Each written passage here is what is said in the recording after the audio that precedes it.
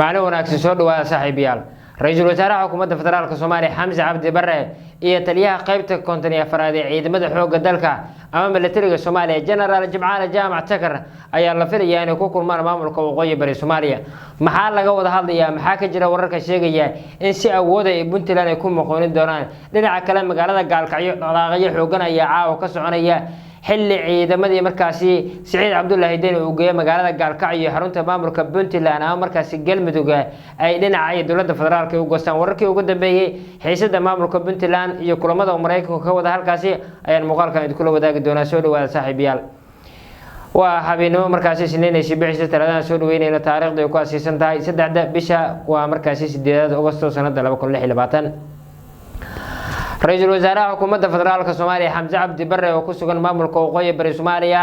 ayaa waxa la filayaa inuu la kulmo taliyaha qaybta koontineed afraad ee militariga Soomaaliya General Jimcaale Jaamac Takar ra'iisul wasaaraha xukuumadda federaalka Soomaaliya iyo taliyaha militariga qaybta koontineed afraad ee General Jimcaale Jaamac Takar ayaa waxay ka wada hadli doonaan ciidamada BSF markaasi ka goostay garabka maamulka Puntland ee ku sugan magaalada Gaalkacyo ee xarunta gobolka Mudug dhanka ay markaasi Galmudug ay maamusho ra'iisul wasaaraha xukuumadda federaalka Soomaaliya oo ku sugan magaalada Laascaanood ee xarunta maamulka waqooyi bari waxa uu la kulmay ismada dhaqanka gobolka Sool waxa uu kala hadlay maxaabiista maamulka waqooyi bari ay ku haysato magaalada Laascaanood ee laga haysto maamulka Somaliland ee gobolada waqooyi ee qaybta ka Soomaaliya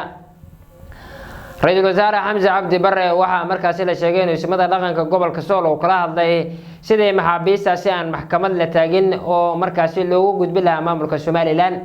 dhawaana yahay markii golaha wasiirada maamulka waqooyi bari Soomaaliya ama markaasi shirka toddobaadlaha ay qabteen oo shir gudoominayay madaxweynaha maamulka waqooyi bari Cabdulqaadir Cali Firdhiye ay markaasi ay u codeeyeen in maxkamad la soo taago maxaabiis laga furtay maamulka waqooyi bari markii dagaaladii faraha badnaa ay ka dhacayeen magaalada Laascaanood ee gobolka Sool iyo meelo ka mid ah maamulka waqooyi bari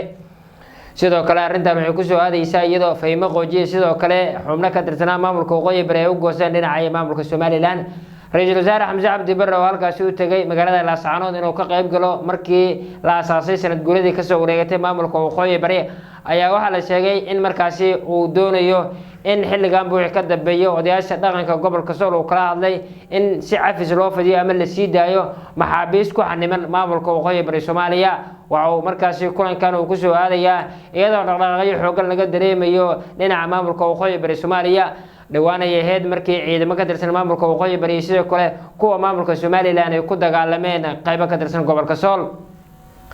dhinaca kale intaasi kadib ra'iisul wasaaraha xukuumadda federaalka Soomaaliya Xamse Cabdi Barre ayaa waxa la filayaa inuu la kulmo taliyaha qaybta koontineed afraad ee militariga Soomaaliya General Jimcaale Jaamac Takar waxa uu kala hadli doonaa xaaladda ku gadaaman ciidamada BSF iyo militariga Soomaaliya ee ku sugan maamulka Puntland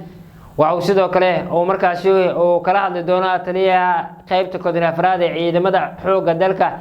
General Jimcaale Jaamac Takar ciidamada BSF ee aaga la kula dagaalamay xukuumadda Saciid Cabdullaahi Deni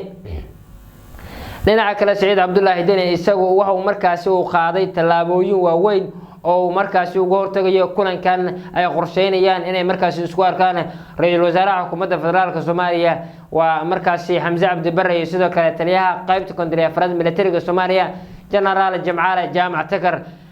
Saciid Cabdullaahi Deni waxa uu qaaday tallaabooyinkii ugu dambeeyay oo kulankaasi kaga hortagayo ciidamo fara badan ayuu geeyay wadooyinka waaweyn ee magaalada Garowe ilaa magaalada Boosaaso wadooyinka xiriiriya shalay ayuu magaalada Boosaaso u gaaray Mareykanka ayuu kulan kala qaatay waa markaasi saraakiil ka socota dalka Mareykanka waxaana markaasi wixii ka dambeeyay Mareykanku oo sheegay in maamulka Puntland uu ugu yeeri doono dowladda iyadoo isgarab istaagta markaasina iskaalmayso oo markaasi ka madax banaan Soomaaliya xilligan waxa markaasi ay ku soo aadaysaa sidoo kale iyadoo ra'iisul wasaaraha dalka Xamse Cabdi Barre iyo taliyaha militariga Soomaaliya qaybta koontineed afraad ay ku kulmi doonaan meel markaasi maamulka waqooyi bari oo markaasi ka tirsan ama caasimadda Laascaanood halkaasi oo maamulka waqooyi bari uu sheegay in ay markaasi ammaanka ra'iisul wasaaraha uu sugi doono oo ciidamo fara badan uu ku diray doono ra'iisul wasaaraha dalka Xamse Cabdi Barre haddaba waxyaabaha ka soo kordha kulankan la qorsheynayo in ra'iisul wasaaraha Soomaaliya Xamse Cabdi Barre iyo taliyaha qaybta koontineed afraad ee militariga Soomaaliya General Jimcaale Jaamac Takar ay ku kulmaan magaalada Laascaanood iyo Saciid Cabdullaahi Deni oo si awooda kulankaasi kaga hortagaya wararkeena dambe ayaan idin kula wadaagi doonaa